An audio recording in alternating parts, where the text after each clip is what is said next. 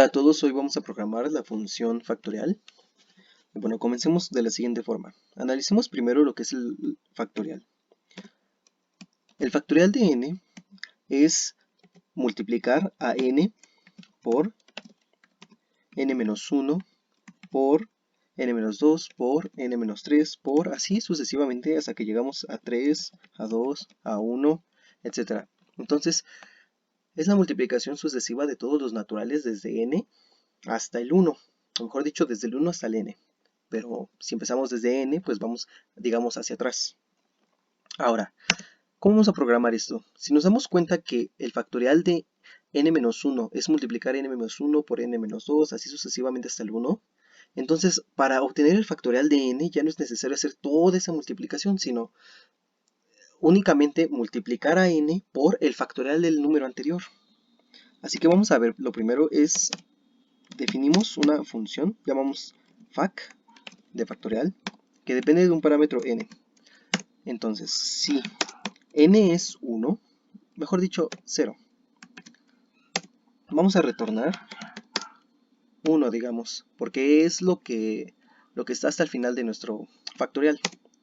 Ahora, si es otro caso, vamos a aplicar esta lógica que teníamos de utilizar la n y multiplicar al factorial de la siguiente, bueno, mejor dicho, de n-1, que es como la capa más abajo. Y bueno, con esto terminamos esta función. Perdón, aquí hay un error. Sucede que olvidé el return. Pero bueno, lo agregamos y listo. Ahora vamos a probarlo. Digamos factorial de 5 y nos va a dar 120. Y lo comprobamos con 5 por 4 por 3 por 2 por 1. Y en efecto, es 120. Lo comprobamos con 5 por factorial de 4 y 120. Bueno, funciona perfecto. Ahora quiero enlistar los primeros n factoriales. ¿Qué podría hacer? Por ejemplo, vamos a definir una función que se llame f, que dependa de n y que sea para imprimir los primeros n factoriales. Puedo hacer lo siguiente. Para i en un rango. ¿Y en qué rango? Pues si yo le pongo n, va a ser desde 0 hasta n. Es decir, si n es 5, va a ser de 0, 1, 2, 3 y 4.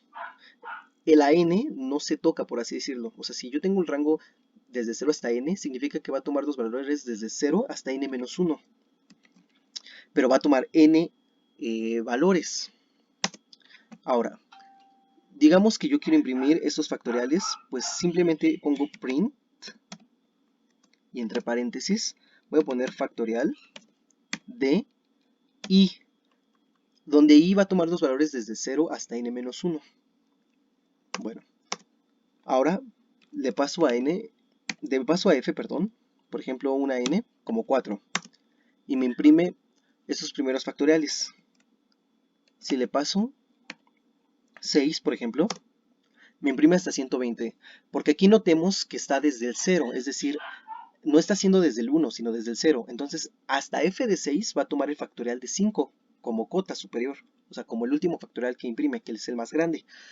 Ahora, digamos que no lo quiero imprimir de esta forma. Digamos que yo lo quiero en una lista. Entonces vamos a definir de nuevo la función f, que dependa de un parámetro n, y que sea lo siguiente. Vamos a hacer que retorne una lista. Y esta lista va a tener los primeros n factoriales. Vamos a hacer lo siguiente. Factorial de un número x, que no sé cuál es. Pero ahora, este x, ¿dónde va a estar? Pues tiene que vivir en algún lugar, ¿no? Vamos a hacer que para i, mejor dicho, para x en el rango, pues desde 0 hasta n, pues me imprima esos factoriales. ¿Ok? Y me va a retornar esta lista. Muy bien. Vamos a ver qué hace. Y ahora pongo f de 6 nuevamente. Y me los imprime como en la forma anterior. 1, 1, 2, 6, 24, 120. Pero ahora digamos que no lo quiero desde 0. Quiero que cuando yo ponga 5 me imprima desde el hasta el 120, o sea, que alcance el 120. Pues hay varias formas de hacerlo. Vamos a modificar este código, el mismo. Pero una forma de hacerlo es desde 1 hasta n más 1, es decir, modifico mi rango y vamos a ver qué sucede. Ahora f de 6, ¿qué va a tener?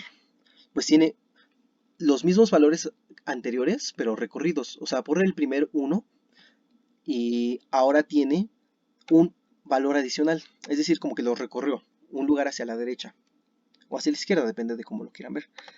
Ahora, digamos que en lugar de modificar el rango, yo quiero modificar la función que imprime. Entonces, en vez de poner factorial de x, pongo factorial de x más 1 y vamos a ver qué sucede. Y ahora pongo f de 6 y obtengo el mismo resultado. Bueno, y pongo f de 5 y obtengo el siguiente resultado. Es decir, digamos que la lista, pero con un elemento menos, la corta por la derecha. Bien, esto es muy importante porque la comprensión de listas, por listas, es algo muy interesante, algo que se va a utilizar muchísimas veces y creo que es bueno que vayamos empapándonos con un poco de esto. Con esto voy a dar por terminada esta sesión y nos vemos en una próxima.